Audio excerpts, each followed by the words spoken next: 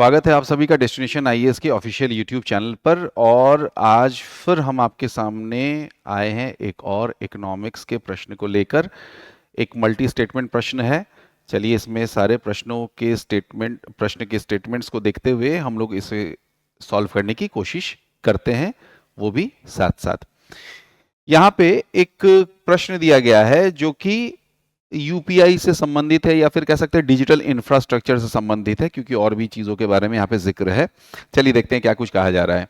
India's digital infrastructure has evolved rapidly, contributing 11.74% to gross domestic product in 22-23 and projected to reach 20% of GDP by 29-30।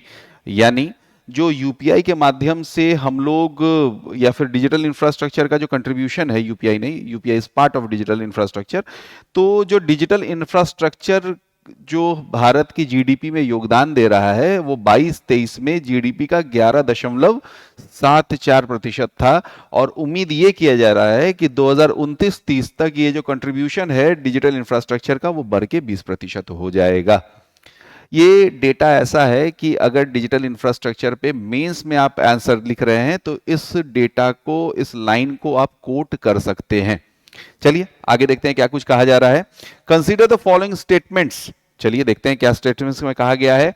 UPI was launched in 2016। UPI was launched in 2016 is now powers 49% of global real-time transaction, ACI world wide report 2024।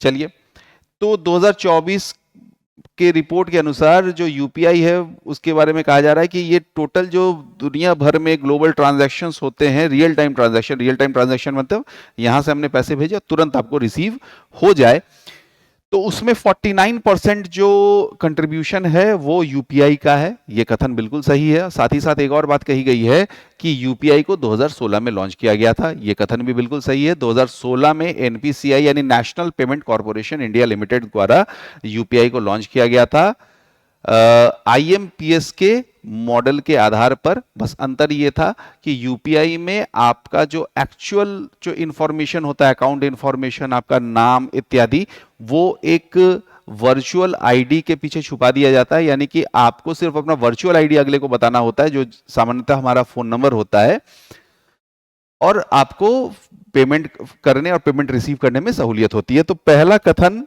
जो कि दो भाग में बटा हुआ है, दोनों कथन सही है।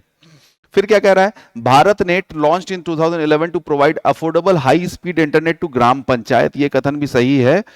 भारत ब्रॉडबैंड लिमिटेड ये शुरू किया गया था 2011 में, ताकि ग्रामीण क्षेत्र में ई शिक्षा, ई गवर्नेंस, ई हेल्थ जैसी सुविधाओं को पहुंचाया जा सके। डिपार्टमेंट ऑफ टेलीकम्युनिकेशन के अधीन ये काम आता है।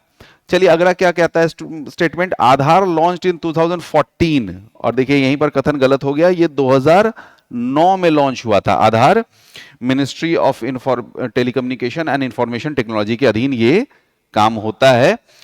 As a digital identity framework linking biometric and demographic data. चलिए डेमोग्राफिक और बायोमेट्रिक डेटा को ये से आपकी आइडेंटिटी बताता तो है, लेकिन ये 2014 में नहीं 2009 में लॉन्च हुआ था।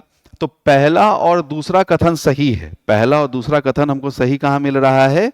बी में, जो इस प्रश्न का सही उत्तर होना चाहिए।